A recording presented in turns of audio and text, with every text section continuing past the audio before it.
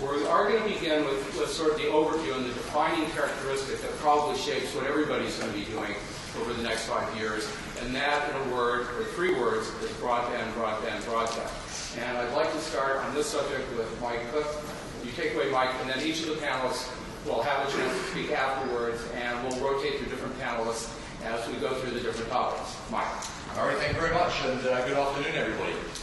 So I guess just following the betting analogy for a moment, for all of us when we go to place a bet, what we're looking for is a sure thing.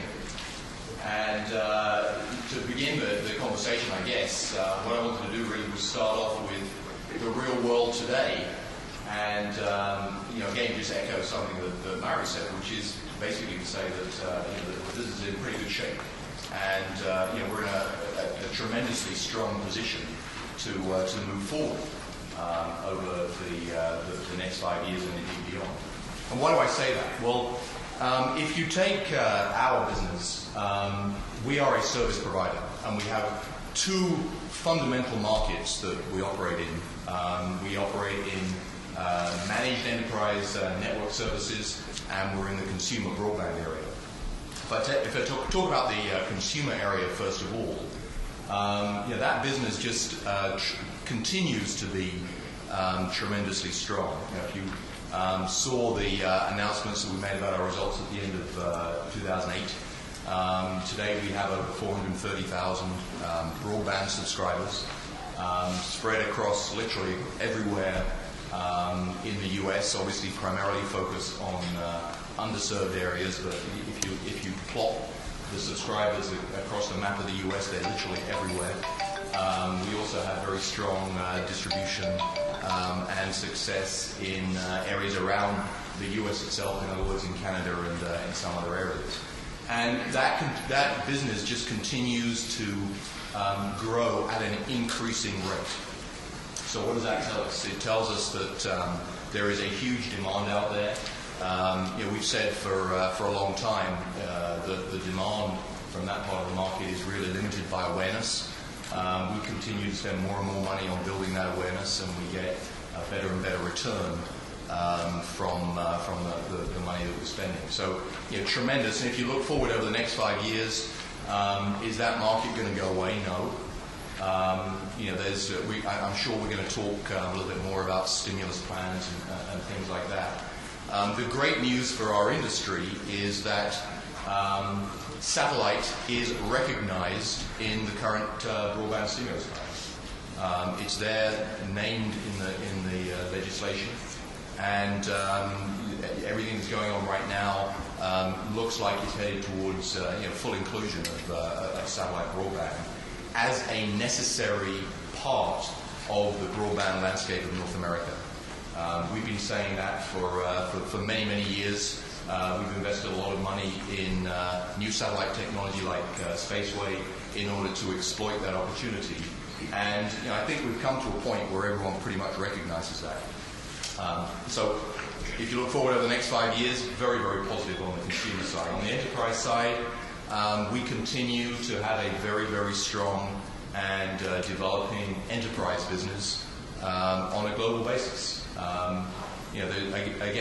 Despite the advent of all sorts of other transport options, by adding value to what we do, in other words, by managing people's services, by offering them benefits such as application acceleration and so on, we continue to keep our momentum going in that business, and we continue to grow in our enterprise business. So again, you take those 2 things, two major market segments for all of us, then things are going to be very, very positive for the next 5 years. They're going to be very, very positive beyond the next 5 years, and that gives us the flexibility to look at some of the other new markets that I know we're going to talk about on the panel today. Ed? Okay, thank you, Maury. And first of all, thanks to WTA and White and Case, and particularly Maury for moderating today. I appreciate the opportunity to be here. As Mike said, we agree on the explosive potential of broadband services. From our perspective in the FSS market, we see broadband adoption growing quite a bit in sectors where you hadn't seen it before, i.e. areas like maritime, that I think we're going to go into a little bit more later, and some of the aero services as well, and particularly in the military or the government applications in areas like UAVs. So there's tremendous demand. I think where you saw on the consumer level and the home level the demand for broadband services, all the time, HD services when it comes to video, you're now beginning to see that really proliferate out into other markets as well that historically had been satisfied with lower levels of throughput. So that was one point I wanted to make. The other, again, had to do with, again, the general health of the industry and why I think we're actually blessed, all of us, to be in an industry like this, in that, from our perspective, Intelsat's perspective, we just finished a year where we had our revenue growth was over 8% year over year. We're very happy with that. And we closed the year with over $8 billion in backlog. So for a business that's a little over $2 billion in annual revenue, to have over nearly $9 billion in backlog gives us a lot of flexibility as well. So what we do from that perspective is focus on the opportunities to go into some of these newer areas, but to go into them in a very targeted and smart way. And I'll make some more comments about that as we go along.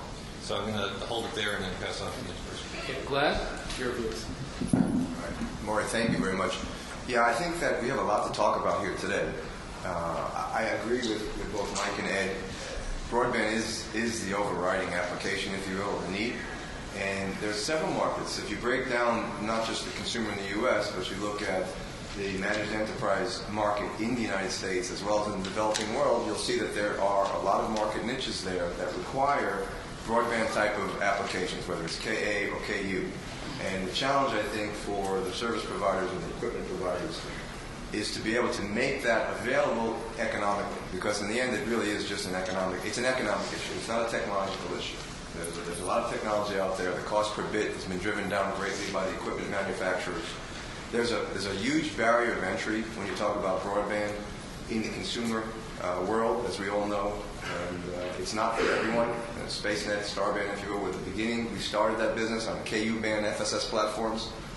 What happened over time was the amount, as you do in your own home, when your kids are on the internet and they're downloading things from YouTube, etc., the amount of bits per user have gone up. And then the only way to sort of keep that economically in sync so that you can compete, if you will, in an elasticity standpoint, is to be able to launch your own satellites. And I think H&S did a great job of that. Wild Blue did some of that in the U.S. And how interesting enough, you say, where do you place your bets in the next 5 years? Well, the industry in the U.S. has been shaken up a bit. Viasat has come up and said they're going to launch their own Ka-band satellite with higher amounts of capacity for the U.S. market. That's healthy. That's very healthy, and I think that market is a healthy market and will continue to grow in the next 5 years. And I would say that's a good place to place some of your bets. The question, though, that I'll leave with all of us here, and then we'll sort of comment about this as we go on, is what about the rest of the world? What about the rest of the world that really does want broadband, needs broadband, both governments, from whether it's emergency preparedness or business continuity, or even just the guy who's living in his little town and wants to be able to get cell phone coverage because he's a fisherman and wants to find out what's going on in the next town and he can't do that. That's the big challenge. And then the question will be, where do I place my money in the next 5 years who are going to be able to bring us into that realm? So that's, and I think the topics here are fantastic, and we'll touch upon all of that. So without further ado, I'll just... Okay, Giuseppe. Thank you, Maury. Well, I think the reason why broadband is and will be the leading issue is clear in front of all of us, and this goes together with the IP, spreading out, which is another issue we should consider very carefully in shaping the future of our market that will be more and more integrated. Basically, it's what we have always been saying since years in the communication industry, is always on, always on. Always on means get the content you want everywhere, anytime you need it. And this is relevant when it is based on a fixed on a mobile network. So there is a lot of convergence in front of us. This is going to push up also the capacity of demand, but it's also going to modify this evolution also very drastically the business models we have in front of us, and also the same structure of the industry. Think about our experience every day. Each of us see in cars today, a lot of devices plugged on the glass. The navigator there, the mobile telephone here. And this is valid for the car that tomorrow will be maybe integrated in a suite, electronic suite like the aircraft, like for the avionics of the aircraft. But it's also valid for the combat soldier in the field, which today has to deal with a lot of different devices for the voices, for secure voices, for data, for video. In the future, everything will be data. Voice will be data, video is data, data will be data, and there is a lot of data that will have to be put in the air. And this, by the way, is the kind of driving choice for the capacity providers that they wouldn't be in their foots, basically, in their shoes, because you need to, in front of this big uncertainty, we know there will be a capacity crunch in the future. We should be able to decide today which kind of capacity will be needed for the next 15 years, and I can bet is a very difficult choice. Okay, Serge, sometimes the last word can be as important as the first word, so your closing views on this. Well, I guess most has been said, but let me try to give some more insight of technology providers, Newtec. It's clear that IP traffic is growing. Cisco figures indicate that it's doubling every 2 years. So can you imagine doubling of capacity of traffic every 2 years? That's a huge increase, so we have to make sure that the infrastructure is there. And just by adding some Ku-band transponders or satellites, that will not solve. So for that reason, indeed, the future will definitely be, when we talk about broadband, about K-band and K satellites that will be launched. Being a European company, I guess I have a good view also of what's happening in Europe. And something similar as in the US, European Commission just approved €1 billion to put into broadband connectivity in Europe, and part of that will also go to satellite. So also in Europe, we seem to put our money into this kind of services. When you look to Europe, I guess compared to the US, we have a few years late. We have now starting broadband for consumers. SES started last year with our technology, a broadband service called Astro to Connect. We have now something more than 50,000 users in Ku-band at this moment in time. We still think in the next 2 years to grow that service also in Ku-band.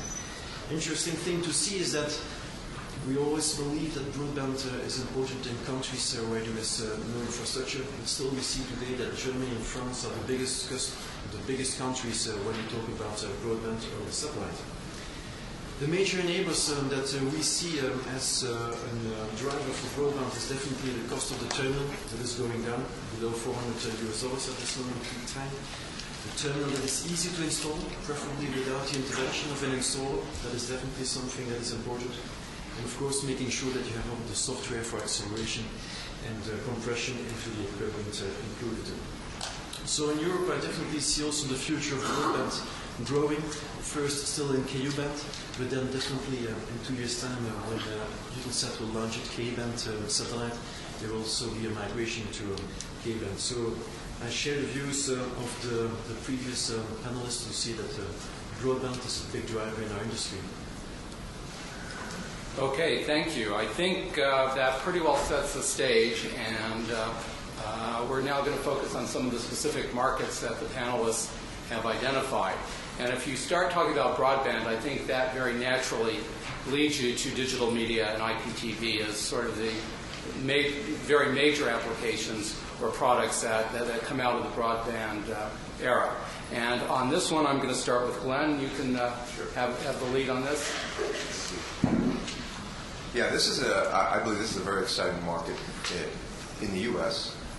and I think probably in Europe, in the developed countries. Digital media, we see it every day. If you walk into a Target store and you look in the side, they have this digital screen there, and it changes all the time. So what's been lacking, though, from this, I would say, market to be able to explode is the economic model. And we're starting to see some changes in that model where advertisers, this is a tough year. 2009, by all standards, is a tough year, particularly when you have an advertising model, let's say. First thing people tend to cut, unfortunately, is usually advertising. But it's going to come back, for sure. And hopefully this recession will be shorter than we're seeing, and we'll pick up again. But what we've seen is a lot of momentum in the digital media market. I've seen ourselves, we have customers that have actually gone and raised capital. So there's investors that are involved. They've raised capital to put in the infrastructure, and the customer only gets back its return on investment as the advertisers pay them money. And a lot of that has to do with the way we work in our lives today. We TiVo everything, right? So the advertisers there, the money that's being spent there is now being moved to what's called the digital realm. You go into a taxi in New York, for an example. If you look there, you'll see digital media, or digital signage, as they say, and that's an advertising model as well.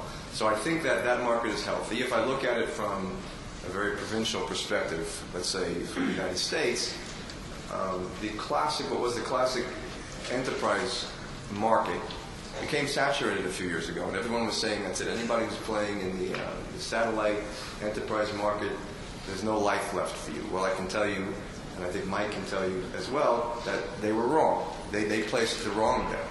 And why is that? If you just look at it from a market size, there's probably 300,000 roofs in this country. And of those roofs, they're roofs of retailers or financial institutions, business owners. And every one of those roofs may already have a VSAT on them for point of sales, may already have a terrestrial connectivity. But if you want to be able to provide digital content in a mass scale, in a large geographical environment, and it's multicast in nature, and the ads are changing. Remember, you got to tie it back to the advertising dollar, right? So you have to have multiple ads. So the content has to be changing all the time to a wide geographical area or a regional geographical area. Well, guess what? You find yourself back into the area that's always been the killer application for satellite, which is a broadcast medium. So if you look at it from sort of a greenfield market, digital signage applications, people who are playing in that market, it's perfectly green. In other words, for everything that became saturated over the years with VSATs as just point-of-sale sort of terminals, now you have 300,000, if you will, sites that you can put a satellite dish on there, justify the cost without having to worry about anything else, not interfering with any other type of communications there, and you have a beautiful market. Now, when you add to that broadband and the ability of current satellite technology to be able to, on a standby basis, be able to take all the data from a T1 that may break down, whether it's natural or unnatural means, now you have a very, very strong value proposition for satellite in the U.S. And I think the concept and the idea is exactly the same for any developed country in the world. So you've got the satellite terminal. The satellite vendors have been able to push multiple megabits per second through these terminals. You have an application, digital signage, digital media, IPTV, business TV that fits the killer application for satellite broadcast. And you have a terminal that can be broadcast, it can be a hybrid, it can work broadcast and backup at the same time. And I think that's a good place to put some of our money here in the next 5 years. Okay, Giuseppe? Just a short comment, because Telespazio is mainly active in B2B and institutional. But I see, just complementing what Glenn was saying today, there is also some future for this venture here, for this market there, for in the consumer part of it. And I'm thinking about not only filling the niches in developed countries, like it was the concept that was expressed by Glenn, but thinking about the potential of a business model like the one of O3B, for example, which, spreading the broadband around the globe would open the way for, we think about the less developed part of the world will necessarily need to follow up the developing model we have followed. But this may not be the case, and there could be some leaps forward. And this could be one of these leaps forward that will bring one connection around the world in a most underdeveloped area with the capability to suddenly be almost on as the rest of the world. So I think there is great potential there also for the development of this specific market in a more global perspective. Okay. There is not the case yet, apparently. But now people are moving to digital media, starting to use more IT infrastructure. So definitely also the satellite, all the convergence that we start now to see between the TV and the IP world are definitely fully happening at this moment in time. So also the workflows with broadcasters, for instance, are fully changing. Now they do their recording, they do some local editing on the PC, and they send it over through satellite as a file. So there is a big change in the way of working in that industry for sure. And then the whole automatization that is done thanks to IP is definitely a big change in that industry. About digital media, definitely another growth area that we see is, for instance, the mobile TV. It's slow to start, still apparently at this moment in time. But you see in some regions of the world, indeed, that digital TV or mobile TV on your mobile is really starting. We just have, for instance, an installation done with a customer in Iraq, now where consumers in Iraq can look to television now with their mobile devices. So there is definitely a growth that we expect also in that area. But definitely the broadcasting and the evolution from their support channels towards IP is definitely something that's happening, and that will create more traffic over the satellite as well. Mike? Yeah, again, a lot of things have been said. I think the main point here to kick off with is that it's what Glenn said. Digital content delivery is the sweet spot of satellite systems. And it's a sweet spot because it is so cost effective to use a satellite system to deliver the sort of content that we're talking about.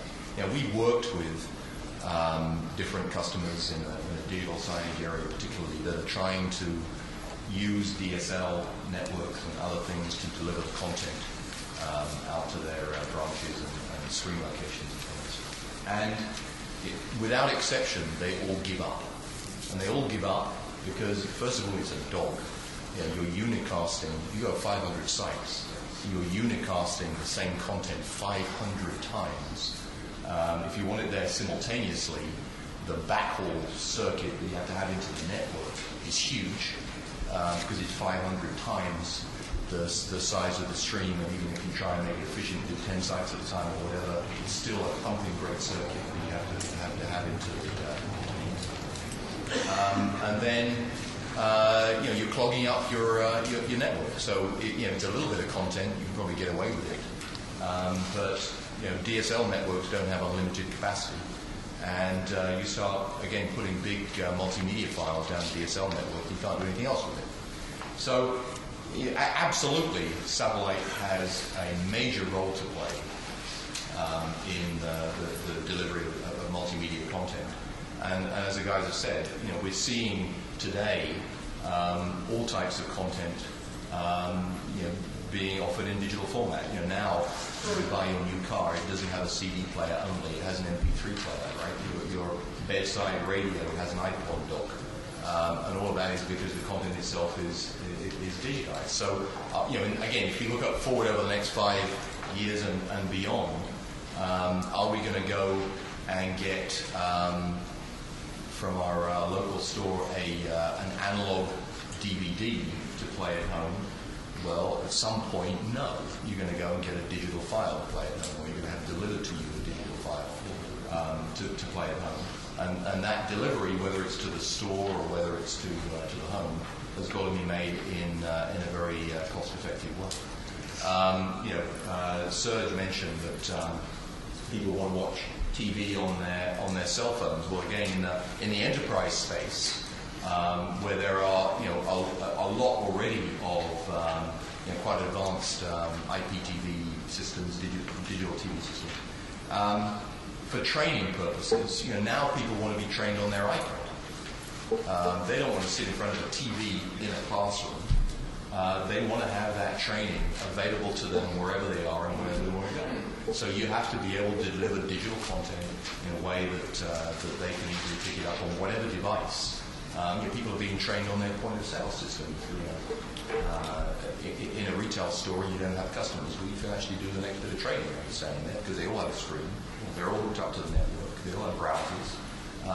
They can all record your responses and whatever else you do. So, digital content is happening. Satellite is the absolute optimal way of delivering this. And if you take all of that together, one of the things that we did in 2008 was to buy an IPTV company, a company called Hughes, is now part of our group, and so we now have a specialized unit that focuses on platforms and systems and services and everything related to IPTV. So absolutely, this is an interesting area. Would I place all my money on it? No. But we certainly place a bet in that area by acquiring Hughes. And Ed, the last word on this one goes to you. Okay, thanks, Maury. I think most of what you'll learn out of this you've already heard. I think the only thing I would add here, the way we try to approach this is very much we try to be like Switzerland. We have an open, flexible platform. We have other people on the panel and beside that really try to develop a platform with specific applications. So we have an open architecture, and we're obviously the capacity provider for some of these services as it relates to IPTV. There was some comments, and I got a finance guy in me still, and I keep going back to closing the business model on some of these opportunities. So when you look at digital signage, for example, and digital media and even digital cinema, there was a hard time in making the business models for that work. I think that's changing. I think you're beginning to see in many parts of the world, I think it was maybe Glenn mentioned already, the ability to have targeted messaging as it relates to digital media, and that will allow for further growth and hopefully the ability to further close the business models. The advertisers and the companies trying to get to the end users, I think, are still struggling with a way to make this economical, but we are seeing advances there. Thank you. Let's move on to mobility. And I think it's fair to say we live in a world today that is constantly in motion. You need to have devices that you can carry with you, so portability is key. You want to have communications 24/7, so it needs to be instantaneous and it needs to be continuous. We drive automobiles that today are really mobile entertainment centers. Who would have thought that 10 years ago?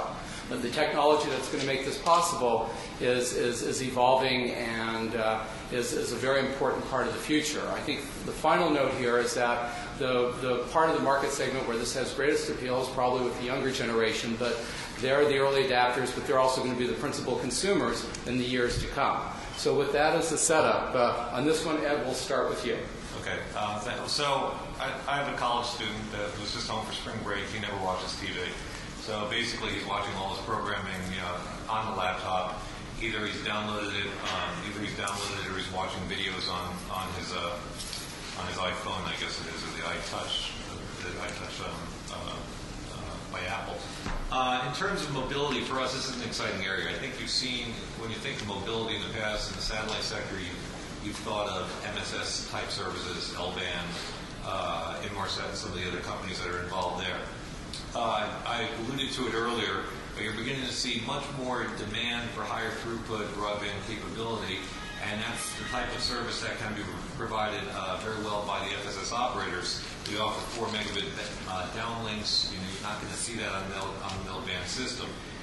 So in terms of being able to get through broadband capabilities on a mobile basis, looking at various markets being maritime or aero, I think we are seeing tremendous growth in that area. We're very happy with our growth, and I think other companies are as well. You have over 80 VSAT operators right now that are in the sector. We see reports that the number of vessels that will be outfitted with VSAT terminals is going to triple over the next 2 to 3 years. So there's a tremendous unsatiated demand for broadband services. In addition, I think you're seeing big growth here in the government sector. You look at UAVs. One study showed that the Teal Group came out with a study that said there was going to be $62 billion in expenditures over the next 10 years as it relates to UAVs, and about 70% of that is going to come out of the U.S. market.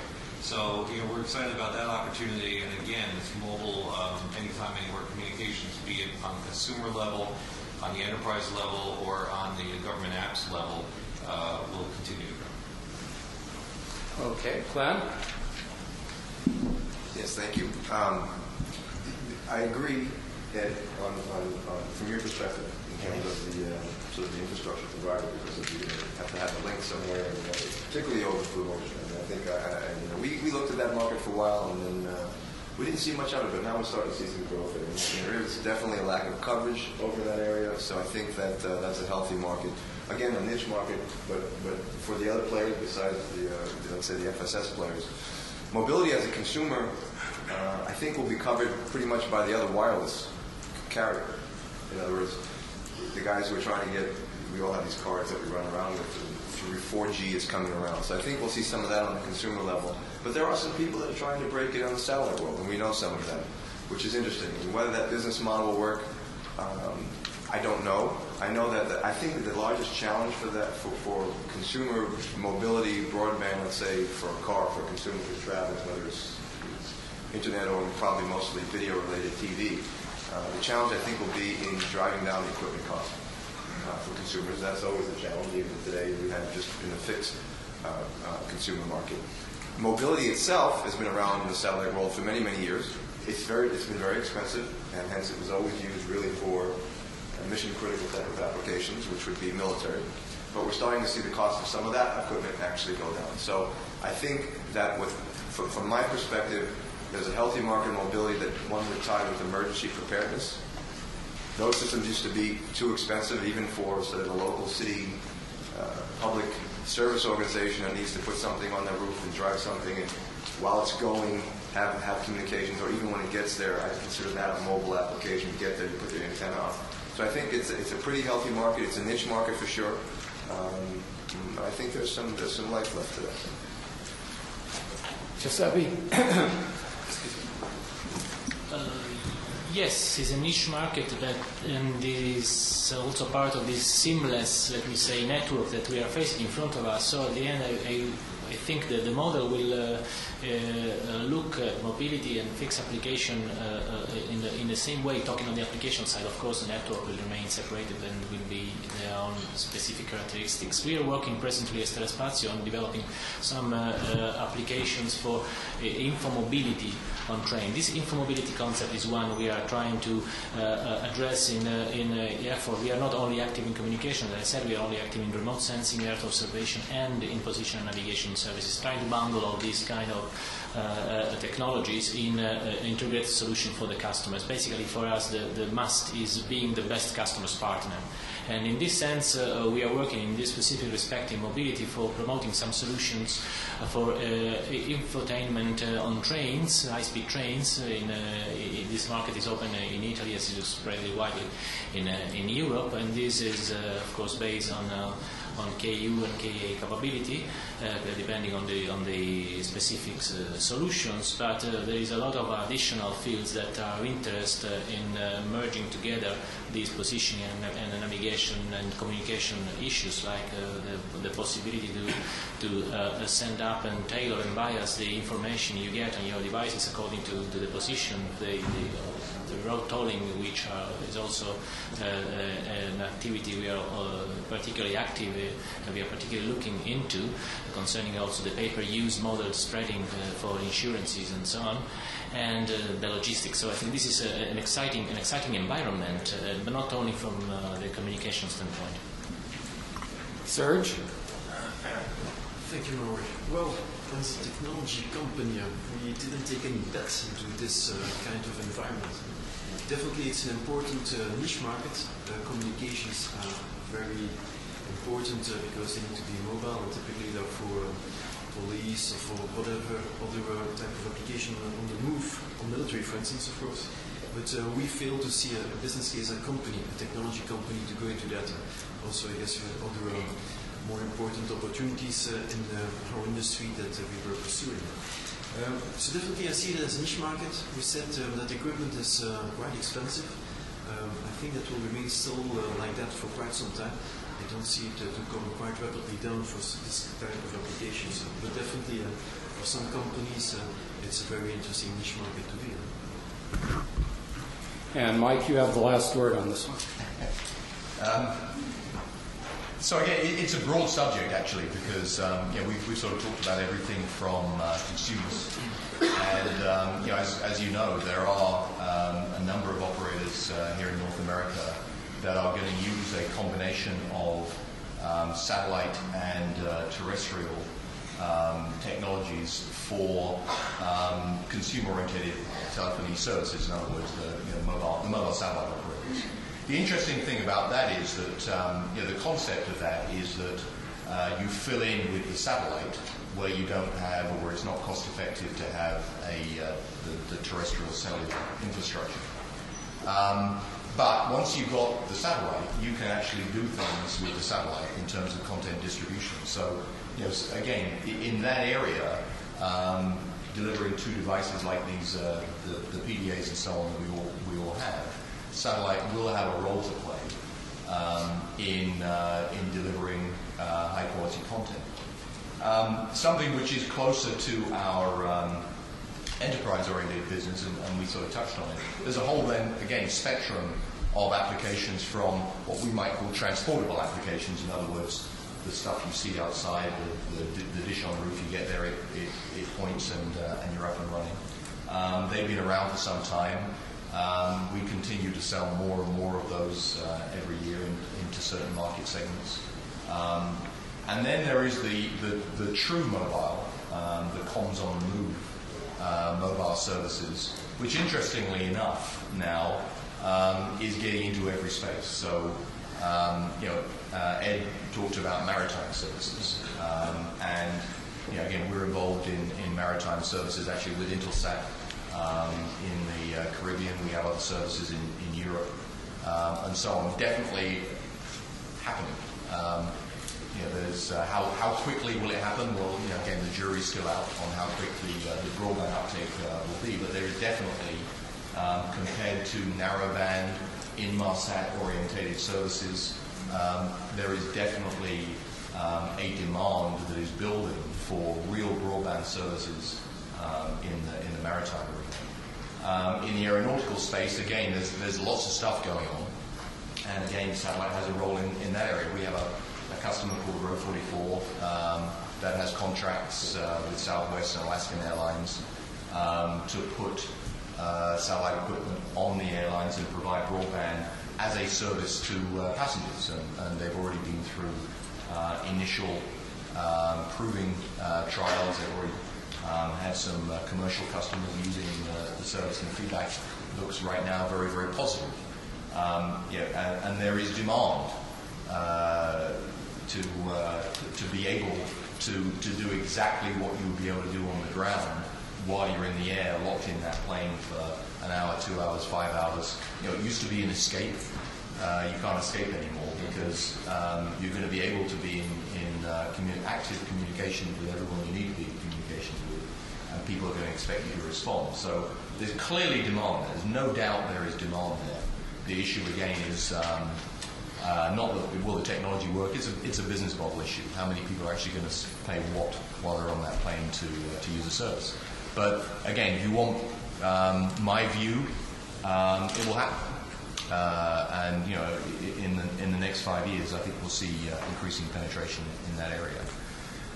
And then again, there's the interesting area of land mobile use. Obviously, big demand in the military for broadband on the move for all sorts of reasons. But again, I believe that there are also commercial applications for broadband on the move. We're going to talk about some areas again in first responders, emergency services. You take riverboats. I mean, there is a demand out there. Again, the question is how big is that demand? Is this going to supplant again, consumer broadband service and enterprise broadband services in the big picture? No. Are there going to be some interesting niches that emerge? I think so. And again, certainly that's something that we are looking at actively from a service provision point of view. Okay, let's go to emergency preparedness, which was another high-level market that the panelists have discussed in our preliminary preparations. And in this case, whether you're dealing with a hurricane like Katrina, a tsunami that hits in the Asia Pacific, or a man-made disaster like 9/11, the ability to recover afterwards from a governmental perspective to take care of the human needs that are affected, from a business perspective, equally as important to maintain business continuity. This is an area that I think we'll see some significant bets being placed. The one problem in this area, and I'd be interested in hearing the panelists' address this as well, is this is a capability that everybody likes to have, but they don't like to pay for it until they need it. And that's clearly one of the challenges that arises in this area. Why don't we begin here with Glenn Katz. Glenn, I think this was one of the particular markets you had highlighted in your feedback to me. Yes, thank you very much. Yeah, this is a very interesting and exciting market, if you will. And I think we all understand, we've all seen it ourselves, that since 2001, this market has flourished. And when you add in the natural disasters that have occurred with Rita and Katrina, clearly there's a demand for communications in any of those environments. But you're right, the challenge is, and I'll separate into two actual areas. The challenge on the government side is, yeah, we need it, but we don't want to pay for it. Or we'll be able to pay for it only when we need it. So how do you work that out? I'll address that as well. On the private side, though, what's interesting is what's driving, at least from what we see from our business continuity as an example, what's driving that is just pure economics. And I'll give you a few anecdotes on that. So let's address the first question, which is the one you raised, Maury, which is significant and important. Most agencies, whether they're civilian, state, or federal, they don't have budgets where they can pay for a service that's sort of always on. Because this is not an always-on service. This is a service that has to be on, and when it comes on, it has to have a high quality, it has to work. You have to be able to provide 3 different types of applications, voice, video, and data, if you're talking about broadband type of application. And it's as simple as it has to be integrated. The solution has to be integrated. You don't expect a fireman or a paramedic to have to set up an antenna. So it has to come out there, it has to be able to press a button. All this has to happen. And I think over the last few years, as an industry, we've done better at that. In 2001, people were shipping boxes of bolts. And Katrina, a box, instead of a rack would come out, a bunch of commercial off-the-shelf parts would work in there, and shortly after the temperatures went to 100 degrees, it would all fail. So most of those players are not around anymore. And the ones that are left are the ones that can supply the technology and the service. And the service needs to be such that you do only pay for it when you use it. So there's service plans that are available. And when you look at the ability to be able to scale something like that on a national level, well, there's really only a few people that actually have the ability to be able to do that, to provide, like a cell phone company will provide, minutes of usage, or I'll turn it up when I need it, and have the capacity to be able to respond to that. But where does the money come from? That's the question. And what we found is that in certain areas, there is funding that came from the government, Department of Homeland Security, for very large, let's say, metropolitan areas.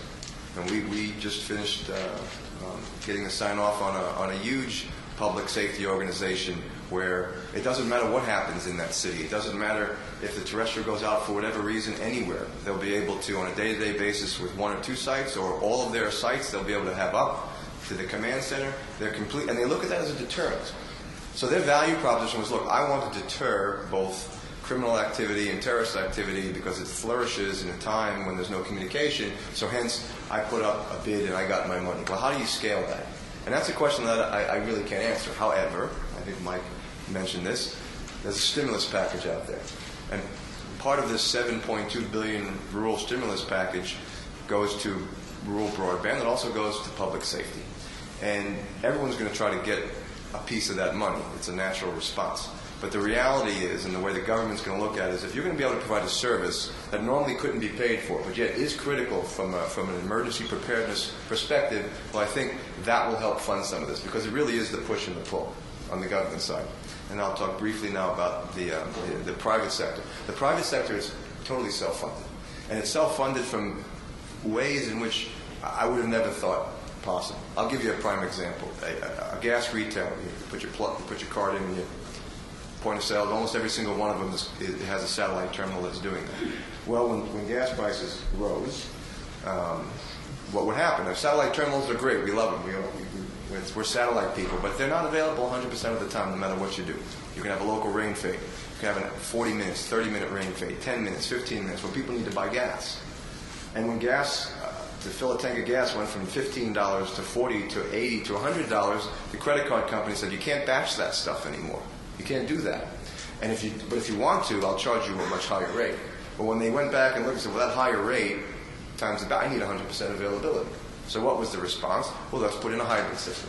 where you have one side terrestrial, let's say, and one side satellite, one being prime, the other one backing up the other one. The same exact thing held as an example during Katrina. One last anecdote, and then I'll turn it over to everyone else, because I think it's a fantastic anecdote. One of our customers is a very large oil refiner, and they also have a retail set of stores. And we provided point of sales for their retail stores. It was a very, very simple type of application.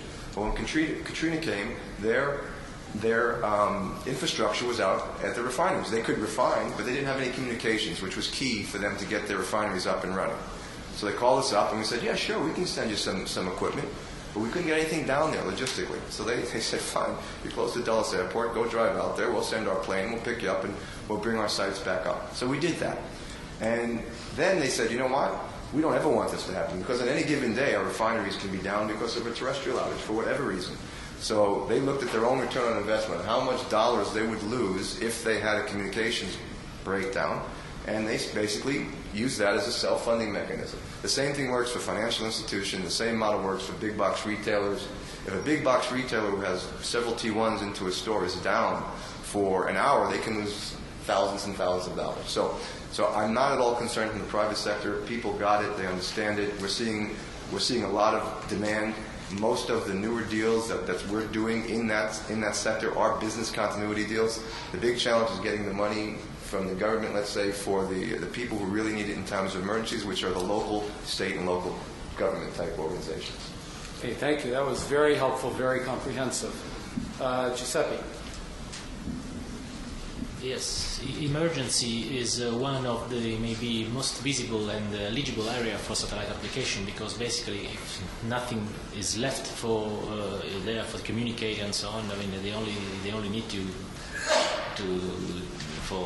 communicate is put there. The only mean is to put there some station and be connected again. But not only from that, I mean, we have been also Earth observation is a very important application there. We have been providing, for example, in the earthquake that China suffered some time ago. We have been providing in a period of hours after the earthquake, first, let me say, damage assessment, situation assessment through our Cosmo images. Cosmo is an X-band radar satellite constellation to the Chinese government. That was very helpful for them just to understand what was happening there, because of course there was no communication. It's a huge territory, so it's the infrastructure is not so developed, and so the problem was to understand where the dams already there. Was the water already flowed down and covered all villages? I mean, how many people? There was simply no understanding of what the situation was. So this is of course an extreme situation, but not so far from reality. And again, satellite could provide an integrated bundle of solutions there, putting together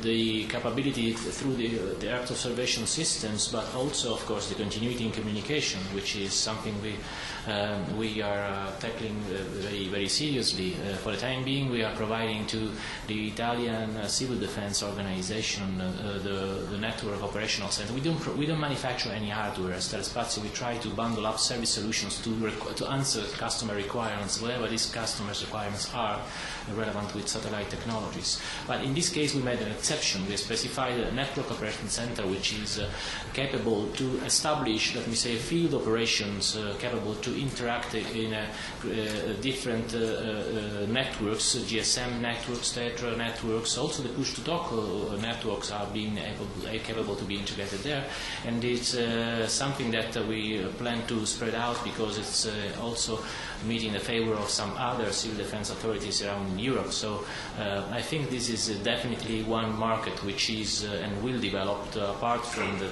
business continuity that Glenn has already explained. Perfect timing. Everybody wants it, but nobody wants to pay for it. It's definitely a difficult business case to make it work. Some technologies are quite well fit for that. If you think of Inmarsat and Throair, definitely I believe those are good solutions for having those connections up and running when you need to have them. Big competition, of course, comes also from terrestrial networks, no surprise in that.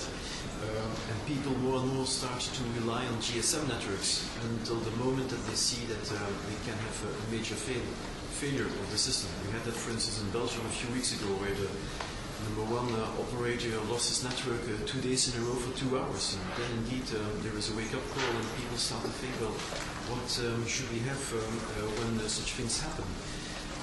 Also, when there is a disaster, typically in a GSM network, you will have your network or itself being fully loaded, and you will have quite some calls that you won't be able to make. So, going over satellite at that moment in time can help you indeed find a solution. I see some of the users, like fire brigades in Belgium, using consumer broadband equipment with a mobile antenna to have a solution at that moment in time when they go inside. So sometimes they can be very clever in finding the solution. Just use a consumer terminal, take it with them, and then start up the service at the moment that they need it. So I see that really as a niche market. I'm sure that no satellite operator would ever launch one satellite only on this business case. But I think for some of them, like Intelsat and Thuraya, definitely for them it's a major business generator. Mike? So, again, there's a spectrum of different things here, and we've talked about a bunch of them. What is an emergency, first of all? Well, again, if you're a gas station or a retail outlet and your network goes down, you can't take a debit card, and you've got a queue of people at the point of sale terminal. That's a local emergency. And while it's true to say that being prepared for that emergency, in other words, having a backup network, is very often lower down on the priority list from the CFO's point of view. Once he starts to realize the impact of the current broadband applications and things like debit cards have on his business when he can't take them, it does eventually hold sway. So clearly, again, there's a big role in providing backup networks, and again, the way we do that these days is we have very integrated networks. There's virtually no switch over time. The IP addressing is all the same. You can actually have the satellite network and the terrestrial network in a co-primary mode. In other words, you have certain applications that use the appropriate network most of the time, and then in the event that either fails, the whole thing switches over. And it's necessary. Again, even as recently as within the last 2 weeks, I'm aware of a big DSL network outage that I think Bell South had, affected thousands of business sites for some period of time. And these things happen, and they happen on a regular basis. So first of all, you have the need for backup, and increasingly that is well understood. It's also increasingly well understood by government. And again, it is that curious thing that when we have a major catastrophe or whatever, everybody knows that not only does the telephone network go out, but the cellular network becomes completely jammed and nobody can use that either. But people say, well, I'll put in cellular for backup. That'll be right. But the fact is that the only robust solution for backing up a terrestrial network is a satellite network. But again, I do think there's increasing understanding of that. And actually what we're beginning to do now is to get some more sophisticated applications in that area as well. Initially, it was basic communications that people were looking for. But in the event of an emergency, a true emergency, what people want to be able to see, they want to be able to see what's going on locally. So the requirement to bring out video, the requirement to be able to talk to people on the spot, see the body language of the people on the spot is becoming very, very important. So yeah, in our world, we announced a major initiative in January, which is called IGCN, which is the Intergovernment Crisis Network, and that is geared up to provide high-definition video conferencing on demand. So again, bandwidth on demand, key element here. We're able to use the bandwidth and the capabilities of Spaceway to allow government departments, to allow local government entities, and indeed with a customer we have, to allow local government to communicate with the media through high-definition video conferencing and then obviously associated voice and data communications, so that actually the public can be informed as well about exactly the state of play, whether it's hurricanes in Florida or whatever it is. So, again, this is a very, very interesting area. Again, none of the things we've talked about are necessarily the one thing that you would build a business around, but when you have the infrastructure, these are very, very interesting market segments that will continue to develop and grow over the next few years. Ed, and the final word falls to you on this one. Okay, thanks, Maury. I'll be brief on this. I mean, I think the point from our perspective as an FSS capacity provider, if any of you were at the session this morning, you heard the CEOs up there talking about the fill factors. And I think Intelsat was talking about their 97.5% fill factor. Well, that's great, but it doesn't leave much room for these emergency type services, unless, of course, somebody does want to sign up for fully committed circuits, and that's, you're not going to see that. So this is a market I think that while we're happy to serve in terms of SNG trucks, and if there's an ability to go out and deploy quickly, we can do that. But the issue there is the business model, as Serge and some of the others have mentioned as well. I think one area that you may see a particular area of growth as it relates to emergency response are with some of these ATC project companies. So to the extent they get up and operating, and several of them are building networks are building satellites right now, that really is cut out for hybrid services where you have a mix of the satellite and terrestrial networks and kind of kick over into satellite mode as necessary. Thank you. One of the problems with a panel like this is sometimes you try to do a little bit too much. Hopefully I won't succumb to that here, but we're cutting it a little bit close. I don't want to shortchange Africa because I know that at a minimum Serge and Ed have some interesting things they want to say there. I will, at the end, probably combine the subject under influencers, the trends and strategies and financial considerations into an opportunity an opportunity for closing remarks for the panelists. I think if we do that, we should still be fine. But turning to the developing world in Africa, this does seem to be a much hotter market this year than perhaps in the past. Certainly the demand is there. The challenge, again, is on the economics. But I think the opportunities, if approached the right way, are fairly substantial. On this one, I'm going to start with Serge and then go to Ed second, and then I'll let the other speakers, if they do want to add something, go ahead and add at the end. Serge? Yeah, thank you. When we look to the current situation and the current crisis happening around us, apparently not in our industry, but around us, I think that one of the issues, or one of the reasons why today we're not that in a crisis, is that capacity is really very limited available. So the growth in the previous years has been slow due to the limited capacity of additional satellite capacity. When I look now to Africa, that is really a region that is being hit hard in the past years by a lack of capacity, both in Ku-band and C-band.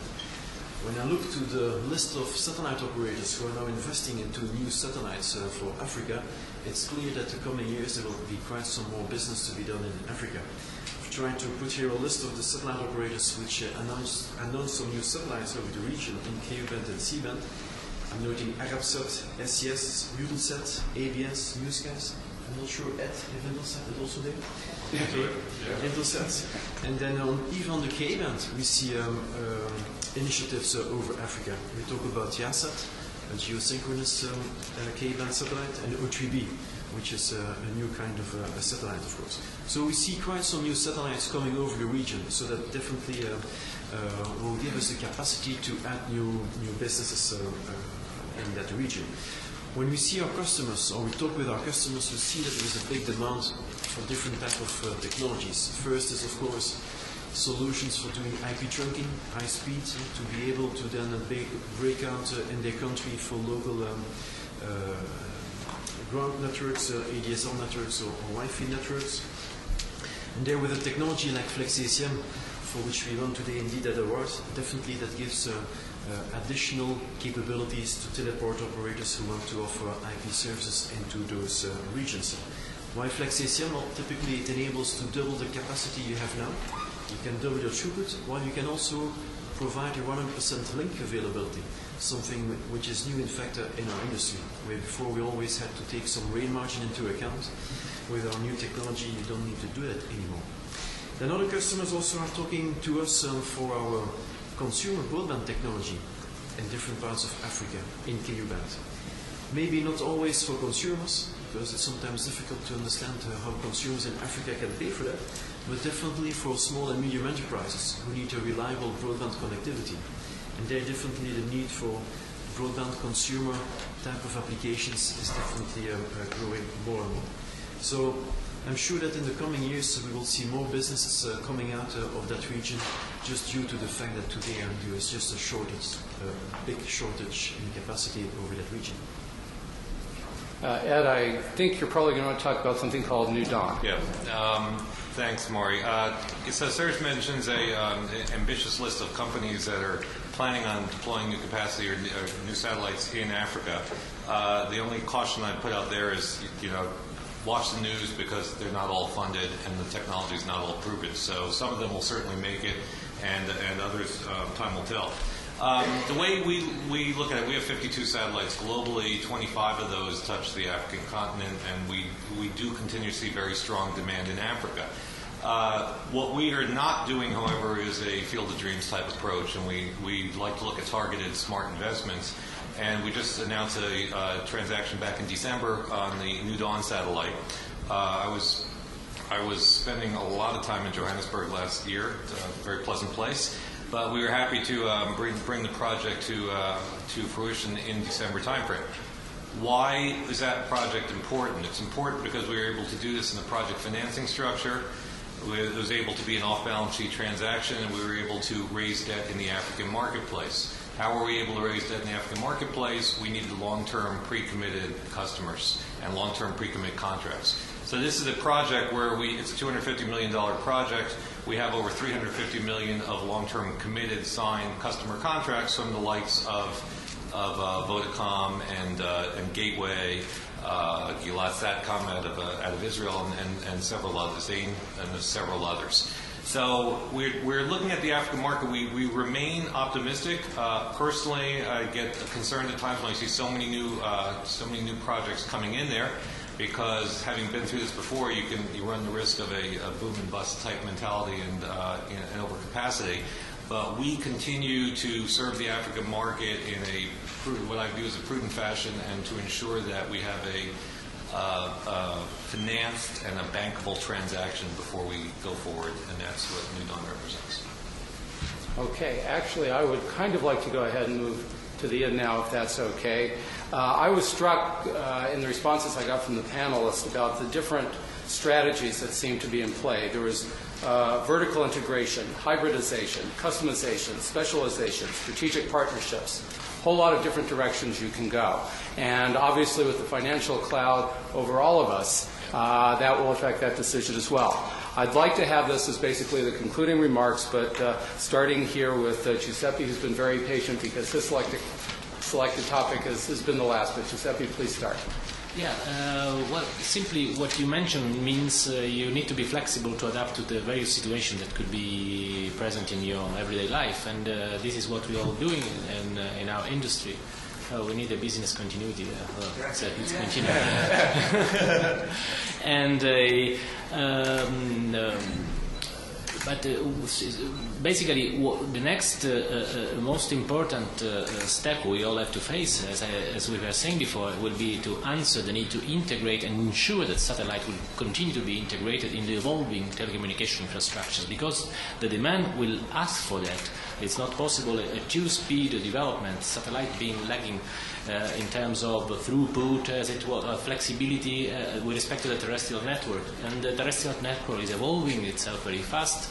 The new paradigms are already set up, and the new network, the Web 2.0, as it's called, is out there. Is a completely new concept, very much integrated, very much seamless, and this is what we should try to ensure. And this is why, again, we are in front of at least the capacity providers and the operators are in front of a big choice to make in terms of investment. assessment, trying to anticipate what will be, let me say, the rapidity of the evolution of this kind of demand tomorrow. We are talking of a network which is completely integrated in different layers, which will embed some value-added services like backup solutions. Quality of service will be relevant of the layer we are considering. So it's something which will be very challenging for the satellite industry in the future. Serge, final thoughts on trends and strategies? Well, trends, I think we've been talking quite a lot about K-band. I think that K-band in our industry is definitely a trend that is happening now, putting more capacity in the sky, reducing the cost per bit, so that is definitely something that is a major trend in our industry, not only for consumer broadband access, but also for other type of applications. When you think of TV contribution, for instance, that will also be used over K-band. So one of our major trends I'd like to conclude on is indeed watch out for K-band. Okay. Mike? Yeah, and again, I'm sort of picking up a little bit of that theme. I think two areas I would highlight. One is technology, and if you take the trends over the last 5 years and look forward over the next 5 years, the thing that this industry is extremely good at is continuing to innovate in terms of the technology. And it blows me away when I sit with our engineering team and they tell me what they can do today to break through the limit that they told me they'd never be able to do any better 2 years ago. It's just phenomenal. And there's absolutely no reason why the continued level of technical innovation will not continue. And that means that we will continue to be or to increase the cost effectiveness of the services we deliver. We'll continue to bring down the cost of the ground segment itself, and we will continue to be able to innovatively address new market areas. So that's tremendous. And the only other final piece of advice that I would give anyone looking over the next 5 years is keep trying new things, and when you find something that works, do more of it. Sounds wise. Ed? Okay, I just want to echo Mike's comments in terms of innovation and the amazing capabilities of some of the technical people in this industry. I think when you're on the business development side, part of our role is to really go out and ask our technical team what can be accomplished in a certain project. And usually we don't like what we hear first time around, and we say thank you very much, and you come back another time, and all of a sudden you double capacity on the satellite for the same price. So I say a lot in the way of innovation in terms of in the sky, onboard processing, in terms of throughput and new compression technologies on the ground. I think we need to continue to look for more innovation and creativity from upstream as well, from some of the manufacturers of the equipment, the satellite equipment itself, and the launch service providers. The other thing I would just come back to is this whole theme of mobility. So, mobility across the board. I try to be spectrum agnostic here. I mean, obviously we're a major operator in KU and C. If KA comes, if we're looking at some of the other bands as well to be able to provide those capabilities for mobile applications, that's where we'll be headed. And Glenn, the final word, except perhaps for me. All right, very, very quickly. I'm going to leave it with a little bit of controversy from my friend Ed, because I always have to do that when I have my vendors sitting next to me. But seriously, it's a trend, and I've spoken about this many, many times. The more we fight each other, the more the equipment providers, the fleet operators, and the service providers try to compete against each other, going over their sort of boundaries that they normally play in, the worse it is for all of us in the industry and the consumer. So we've been quite verbal about that. I can say that we've had actually a very good response from the different players, because in the end, all three of the players in our industry, whether you're a technology provider or a service provider, we have to work together in a partnership. Doesn't mean we have to buy each other or merge with each other, but we have to work together in a partnership to be able to provide a better value against our competition, which generically always is terrestrial. Emergency management, that's an easy one. But I'm talking about the generic large type of opportunity. So that's well. Well, thank you. I think the audience would agree with me. We've gotten a fairly comprehensive sweep. The next 5 years, the wheel is spinning, the dice are in motion, and perhaps a year from now, 2010, we'll start to see some early results. But with that, I would like to thank the audience for being here and ask you to join me in a round of applause for what was a phenomenal time. We are a little over time, so there's not going to be formal question and answer, but I'm sure these gentlemen, if people want to come up, will try to do their best.